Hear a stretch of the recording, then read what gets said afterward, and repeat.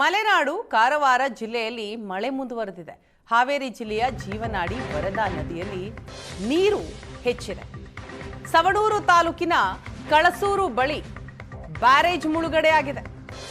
18ಕ್ಕೂ ಅಧಿಕ ಹಳ್ಳಿಗಳಿಗೆ ರಸ್ತೆ ಸಂಚಾರ ಸಂಪೂರ್ಣವಾಗಿ ಕಡಿತಗೊಂಡಿದೆ.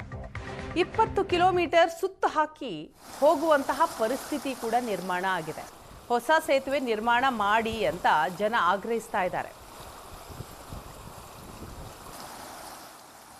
ಉತ್ತರ ಕನ್ನಡ ಜಿಲ್ಲೆಯಲ್ಲಿ ವ್ಯಾಪಕವಾಗಿ ಮಳೆ ಆಗ್ತಾ ಇದೆ. ಈ ಕಾರಣದಿಂದಾಗಿ ವರದೆ ಇವತ್ತು ತುಂಬಿ ಹರಿತಾ ಇದ್ದಾಳೆ. ವರದಾ ನದಿ ಮಾತ್ರ ಅಲ್ಲ, ಹಾವೇರಿ ಜಿಲ್ಲೆಯ ಜೀವ ನದಿಗಳಾದಂಥ ಕುಮದ್ವತಿ, ಧರ್ಮ ಮತ್ತು ತುಂಗಭದ್ರಾ ನದಿಗಳು ಕೂಡ ಇವತ್ತು ಉಕ್ಕಿ ಹರಿತಾ ಇದೆ. ಒಂದು ಕಡೆ ನೋಡಿದರೆ ಜೂನ್ನಲ್ಲಿ ರೈತರಿಗೊಂದು ಆತಂಕ ಇತ್ತು, ಈ ಬಾರಿ ಮಳೆ ಆಗ್ತಾ ಇಲ್ಲ, ಬರಗಾಲ ಅಂತ ಘೋಷಣೆ ಮಾಡಿ ಅಂತೇಳಿ ಕೆಲವು ರೈತ ಮುಖಂಡರು ಕೂಡ ಸರ್ಕಾರವನ್ನು ಆಗ್ರಹ ಮಾಡಿದರು. ಆದರೆ ಈಗ ರೈತರ ಮುಖದಲ್ಲಿ ಮಂದಹಾಸ ತುಂಬಿದೆ. ಕಾರಣ ಜೀವ ನದಿಗಳಿಗೆ ಕಳೆ ಬಂದಿದೆ. ಇವತ್ತು ನಾನು ನಿಮಗೆ ದೃಶ್ಯದಲ್ಲಿ ತೋರಿಸ್ತಾ ಇದ್ದೀನಿ. ವರದಾ ನದಿ ಸಂಪೂರ್ಣವಾಗಿ ಇವತ್ತು ತುಂಬಿ ಹರಿತಾ ಇರುವಂಥ ಹಿನ್ನೆಲೆಯಲ್ಲಿ ಈ ಹಾವೇರಿ ತಾಲೂಕಿನಿಂದ ಸವಣೂರು ತಾಲೂಕಿಗೆ ಹೋಗುವಂಥ ಪ್ರಮುಖವಾದಂಥ ಬ್ರಿಡ್ಜ್ ಕಮ್ ಬ್ಯಾರೇಜ್ ಇವತ್ತು ಮುಳುಗಡೆ ಆಗಿದೆ. ಇದು ನೋಡ್ಬೋದು ನೀವು, ಕಳಸೂರು ಬ್ರಿಡ್ಜ್ ಅಂತ ಕರೀತಾರೆ ಇದಕ್ಕೆ.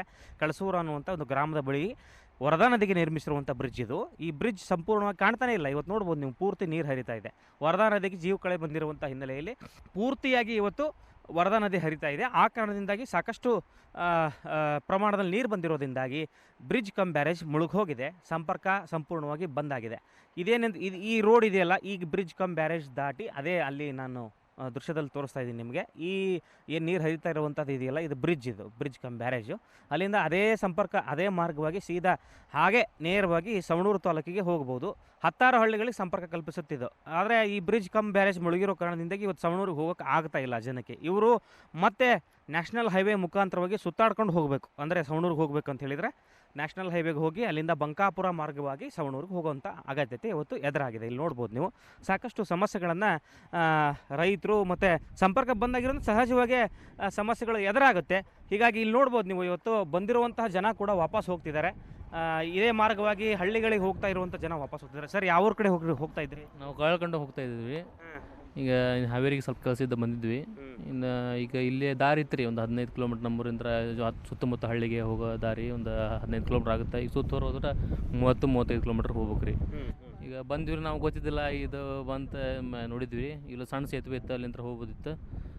ಹೋಗ್ಬೇಕೀಗೆಲ್ಲ ಸುತ್ತಾಕ ಹೋಗ್ಬೇಕು ರೀ ಎಲ್ಲ. ಈಗ ಎಷ್ಟು ಕಿಲೋಮೀಟ್ರ್ ಆಗುತ್ತೆ? ಒಂದು 30 ಕಿಲೋಮೀಟ್ರ್ ಆಗುತ್ತೆ, 30-35 ಕಿಲೋಮೀಟ್ರ್ ಆಗುತ್ತೆ. ಇಲ್ಲ ಒಂದು 10-12 ಕಿಲೋಮೀಟ್ರ್. ಆದ್ರೆ 15 ಕಿಲೋಮೀಟ್ರ್ ಆಗುತ್ತೆ, 15-20 ಕಿಲೋಮೀಟ್ರ್ ಆಗುತ್ತೆ. ಈಗ ಇದು ಪೂರ್ತಿ ಬಂದಾಗಿದೆ, ವಾಪಸ್ ಹೊರಟಿದ್ದೀರಿ? ವಾಪಸ್ ಮಾಡಿ ಹೋಗ್ರಿ. ಮತ್ತು ಎಲ್ಲ ತುಂಬ ಹರಿಯತೈತ್ರಿ. ಇದು ಜನರ ಮಾತು. ಒಟ್ಟಾರೆಯಾಗಿ ಸುತ್ತಾಡ್ಕೊಂಡು ಹೋಗುವಂಥ ಪರಿಸ್ಥಿತಿ ಬಂದಿದೆ. ಸವಣೂರು ಕಡೆ ಹೋಗಬೇಕು, ಬೇರೆ ಹಳ್ಳಿಗಳ ಕಡೆ ಸವಣೂರು ತಾಲೂಕಲ್ಲಿ ಹೋಗಬೇಕು ಅಂತ ಹೇಳಿದರೆ ಈ ಮಾರ್ಗವನ್ನು ಬದಲಾಯಿಸಿ ಹಾವೇರಿ ಮಾರ್ಗವಾಗಿ, ನ್ಯಾಷನಲ್ ಹೈವೇ ಮಾರ್ಗವಾಗಿ ಹೋಗಬೇಕಾದಂಥ ಅನಿವಾರ್ಯತೆ ಸೃಷ್ಟಿಯಾಗಿದೆ. ಕ್ಯಾಮ್ರಾ ಪರ್ಸನ್ ರಾಜ ಜೊತೆ ಪವನ್, ಏಷ್ಯಾನೆಟ್ ಸುವರ್ಣ ನ್ಯೂಸ್, ಹಾವೇರಿ.